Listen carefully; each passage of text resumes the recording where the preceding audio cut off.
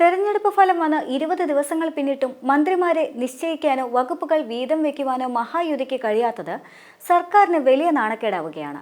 മന്ത്രിസഭാ വികസനം നാളെ ഉണ്ടായിരിക്കുമെന്നാണ് സൂചന. മുഖ്യമന്ത്രി ദേവേന്ദ്ര ഫഡ്നാവിസ് ഡൽഹിയിലെത്തി പ്രധാനമന്ത്രി നരേന്ദ്രമോദി ഉൾപ്പെടെയുള്ള മുതിർന്ന BJP നേതാക്കളെ സന്ദർശിച്ചിരുന്നു. മന്ത്രിസഭയിൽ ആഗ്രഹിച്ച വകുപ്പുകൾ കിട്ടില്ലെന്ന് ഏതാണ്ട് ഉറപ്പായതോടെ സഖ്യകക്ഷികളായ ശിവസേനയിലും NCPയിലും അതൃപ്തി പടരുകയാണ്. ഫഡ്നാവിസും അജിത് പവാറും ഡൽഹിയിൽ മുതിർന്ന BJP നേതാക്കളെ സന്ദർശിച്ചപ്പോൾ ഷിൻഡെ വിട്ടുനിൽക്കുകയും ചെയ്തു. പ്രധാനമന്ത്രിയെ കാണാനോ BJP ദേശീയ നേതാക്കളുമായി ചർച്ച നടത്താനോ ഷിൻഡെ വിഭാഗം തയ്യാറാകുന്നുമില്ല. ആഭ്യന്തരം ലഭിച്ചില്ല എങ്കിൽ BJP വർഷങ്ങളായി കൈകാര്യം ചെയ്യുന്ന റവന്യൂ വകുപ്പ് വിട്ടുകിട്ടണമെന്നതാണ് ഷിൻഡെ ആവശ്യപ്പെടുന്നത്. മുഖ്യമന്ത്രിയായി ദേവേന്ദ്ര ഫഡ്നാവിസും ഉപമുഖ്യമന്ത്രിമാരായി ഏകനാഥ് ഷിൻഡെയും അജിത് പവാറും സത്യപ്രതിജ്ഞ ചെയ്ത ഒരാഴ്ച പിന്നിട്ടിട്ടും മന്ത്രി പദവികൾ സംബന്ധിച്ച് ഒരു തീരുമാനത്തിലുമെത്താൻ കഴിയാത്തതും മഹായുതിക്ക് ക്ഷീണം തന്നെയാണ്. ധനകാര്യം ലഭിക്കുമെന്ന പ്രതീക്ഷയിലാണ് അജിത് പവാർ BJPയോടും ഫഡ്നാവിസിനോടും ചേർന്ന് നിൽക്കുന്നുണ്ടെങ്കിലും ധനവകുപ്പും BJP പിടിച്ചെടുക്കുമോ എന്ന ആശങ്ക അജിത് വിഭാഗത്തിലെ ചിലർക്കെങ്കിലുമുണ്ട്. മന്ത്രിമാരെ BJP നിശ്ചയിച്ചു കഴിഞ്ഞുവെങ്കിലും ഷിൻഡെ അജിത് വിഭാഗങ്ങളിൽ ഇതുവരെ തീരുമാനവുമായിട്ടില്ല. ഇന്ന് അത് സംബന്ധിച്ച നടപടികൾ പൂർത്തിയാക്കാനും ഷിൻഡെ വിഭാഗത്തിൽ നിന്ന് കഴിഞ്ഞ തവണ മന്ത്രിമാരായ ചിലരെ ഒഴിവാക്കാനും BJP നിർദ്ദേശിച്ചിട്ടുണ്ടായിരുന്നു. BJP 20-22, ഷിൻഡെ വിഭാഗത്തിന് 10-12, അജിത് പവാറിന്റെ വിഭാഗത്തിന് 8-10 എന്നിങ്ങനെ മന്ത്രിമാരെ ലഭിച്ചേക്കുമെന്നാണ് നിലവിലെ സൂചന. സംസ്ഥാനത്തിന്റെ വികസനത്തെ അടുത്ത തലത്തിലേക്ക് ഉയർത്താനായി പ്രധാനമന്ത്രിയുടെ നിർദ്ദേശം അനുസരിച്ചുകൊണ്ട് പ്രവർത്തിക്കണമെന്ന് മോദിയെ സന്ദർശിച്ച ശേഷം ഫഡ്നാവിസ് വ്യക്തമാക്കിയിരുന്നു. അദ്ദേഹം കഴിഞ്ഞ 10 വർഷമായി നൽകുന്ന പിന്തുണ വലുതാണ്. ഞങ്ങളെപ്പോലുള്ള BJP പ്രവർത്തകർക്ക് കൂടുതൽ കഠിനാധ്വാനം ചെയ്യാനുള്ള പ്രചോദനമാണ് പ്രധാനമന്ത്രി. കൂടിക്കാഴ്ചയ്ക്ക് ശേഷം ഫഡ്നാവിസ് സമൂഹ മാധ്യമത്തിൽ കുറിച്ചത് ഇങ്ങനെയായിരുന്നു.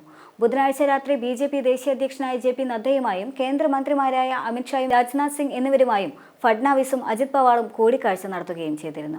എന്തുതന്നെയാണെങ്കിലും തെരഞ്ഞെടുപ്പുമായി ബന്ധപ്പെട്ടും മഹാരാഷ്ട്രയിൽ വലിയ തരത്തിലുള്ള ചർച്ചകൾ നിലനിന്നിരുന്നു. ഇത്തരത്തിൽ സീറ്റ് വിഭജനത്തെ സംബന്ധിച്ചും സ്ഥാനാർത്ഥിത്വത്തെ സംബന്ധിച്ചും വലിയ തരത്തിലുള്ള ചർച്ചകൾ നടന്നിരുന്നു. പിന്നീട് വലിയ മാർജിനിൽ തെരഞ്ഞെടുപ്പ് വിജയിച്ച ശേഷവും മുഖ്യമന്ത്രി ആര് എന്ന ചോദ്യമായിരുന്നു പിന്നീട് മഹാരാഷ്ട്രയിലുടനീളം ഉയർന്നു വന്നത്.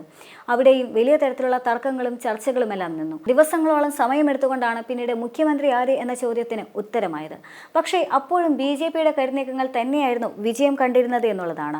എന്ത് തന്നെയാണെങ്കിലും തെരഞ്ഞെടുപ്പിന് മുൻപേ തന്നെ ദേവേന്ദ്ര ഫഡ്നാവിസ് തന്നെയാണ് മുഖ്യമന്ത്രി എന്ന് പറഞ്ഞുകൊണ്ട് തന്നെയാണ് തെരഞ്ഞെടുപ്പ് പ്രചരണം നടത്തിയിട്ടുണ്ടായിരുന്നത്. പക്ഷേ വിജയത്തിന് ശേഷമാണ് ദേവേന്ദ്ര ഫഡ്നാവിസ് അല്ല പകരം ഷിൻഡെക്ക് മുഖ്യമന്ത്രിയാകണമെന്നുള്ള ആഗ്രഹവുമായി രംഗത്തെത്തുന്നത്.